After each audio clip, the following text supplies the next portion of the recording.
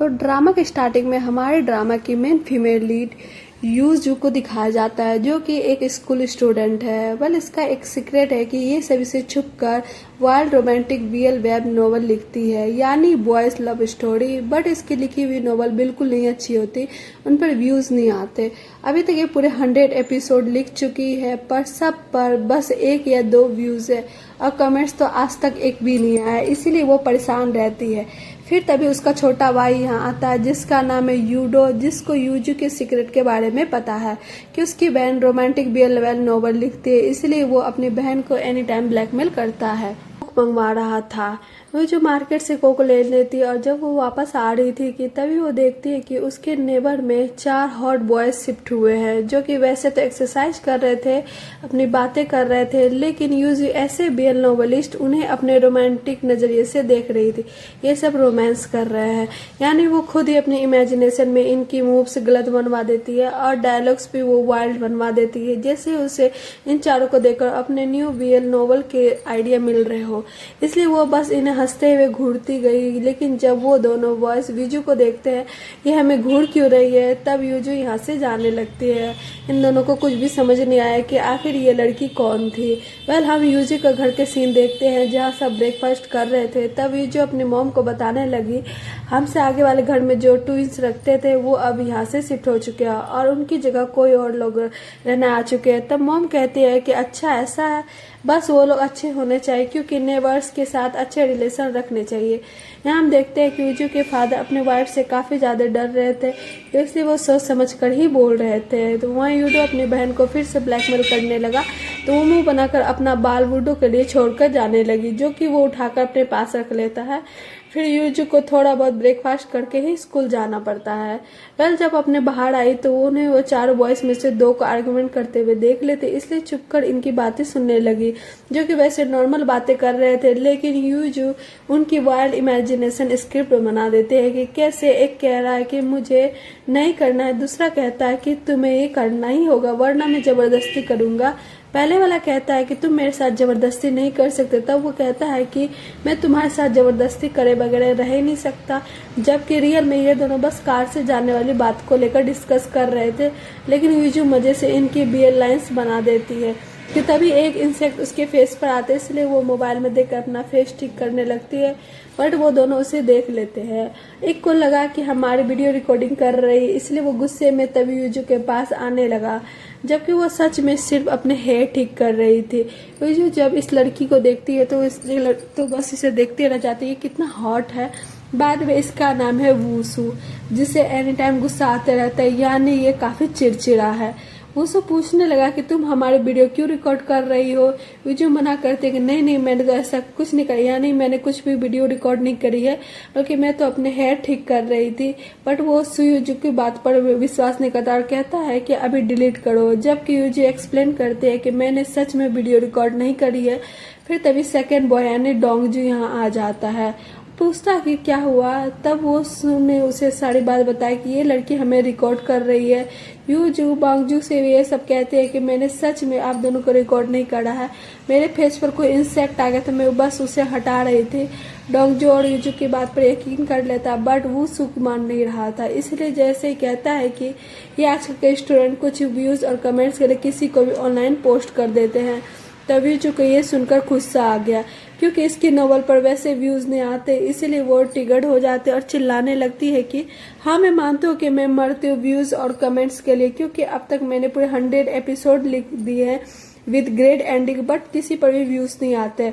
यहाँ तक कि आज तक एक कमेंट तक नहीं आया, इसलिए मेरी इस दर्द को तुम दोनों नहीं समझोगे। तब वो दोनों हैरानी से यूजू को देखने लग जाते हैं कि आखिर इस लड़की को क्या हो गया है। डोंगजू कहता है कि मेरे दोस्त को इसलिए किसी पर बिलीव नहीं होता और इस फोटोज वीडियोस पसंद नहीं, इसीलिए ऐसे बिहेव कर रहा है, तुम इसकी बातों को माइंड मत करो। लेकिन वुजू ये कहता गया कि अगर ये रिकॉर्ड नहीं कर रही थी तो चुप कर क्यों खड़ी थी, इसीलिए तभी यूजू का मोबाइल छीनने लगा। वही जो अपना मोबाइल दिखाने के लिए रेडी नहीं थी रियल फोटो की वजह से, पर तभी उसका मोबाइल नीचे गिर गया, जिस वजह से वो काफी ज्यादा हैरान होती है क्योंकि उसके मोबाइल की स्क्रीन टूट चुकी थी। ये दोनों भी इस बात से हैरान हुए और फिर तभी जो गुसगुस सुपर जोर से चिल्लाए कि क्या अब तुमको सुकून आ गया, यानी कि तुम्हें बिल्कुल शर्म नहीं है जो मुझे इस तरह परेशान कर रहे हो। डोंगजू कहता मैं मोबाइल ठीक कराने के पैसे दूंगी, जबकि वूसू अभी भी यूजू से मोबाइल दिखाने के लिए कह रहा था। इसलिए ये कहकर जाने लगी कि मुझे तुमसे कुछ भी नहीं चाहिए। बट वूसू यूजू से कहता है कि क्या तुम्हें पता है कि यूनिफॉर्म क्यों पहनी जाती है, ताकि तुम जैसे बदतमीज बच्चों को आइडेंटिफाई करा जा सके। इसलिए अगर मुझे वीडियो कहीं भी पोस्ट दिख गई तो मैं तुम्हें छोड़ूंगा नहीं। तब यूजू वूसू को मन ही मन काफी सारी गालियां बकते हुए यहाँ से निकल जाती है। फिर बाकी के दोनों बॉयज भी बाहर आ गए और बताते हैं कि हम लेट हो रहे हैं। तब ये चारों यहाँ से जाने लगे हैं। रास्ते में वूसू जब यूजू को जाते हुए देखता है तो वो इशारे में भी यही कहता है कि तुम पर मेरी नजर है। तब यूजू मुंह बनाने लगी।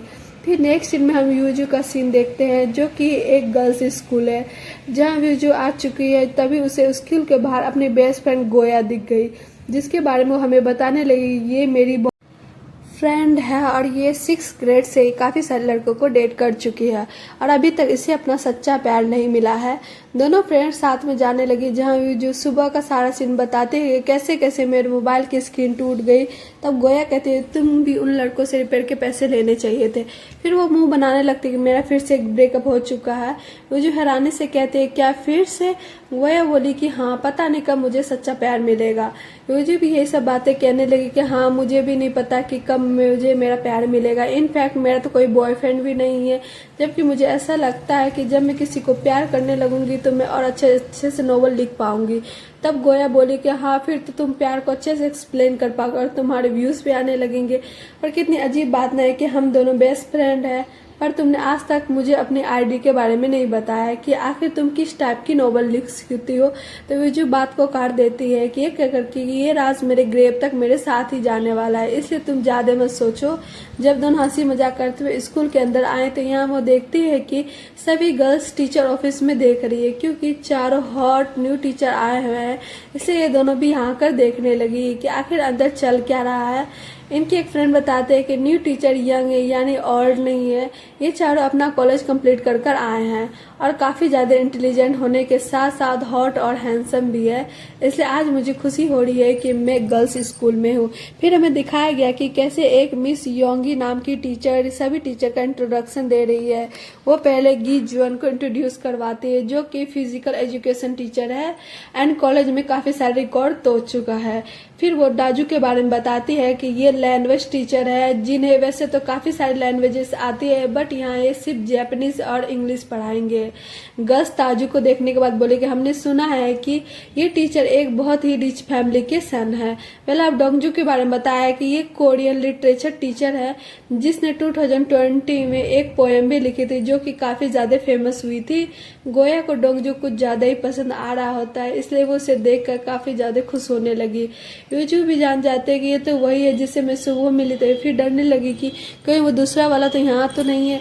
फिर तभी वूसू को दिखाया गया है जिसके बारे में टीचर बताते हैं ये है हमारे न्यू मैथ टीचर है जो कि बहुत ही ज्यादा इंटेलिजेंट है। इन्होंने कॉलेज टाइम में काफी सारे कोर्स ब्रेक किए हैं और इनके पास अलग कई सारे जॉब अपॉर्चुनिटी थी, लेकिन इन्होंने हमारे स्कूल को चूज करा है।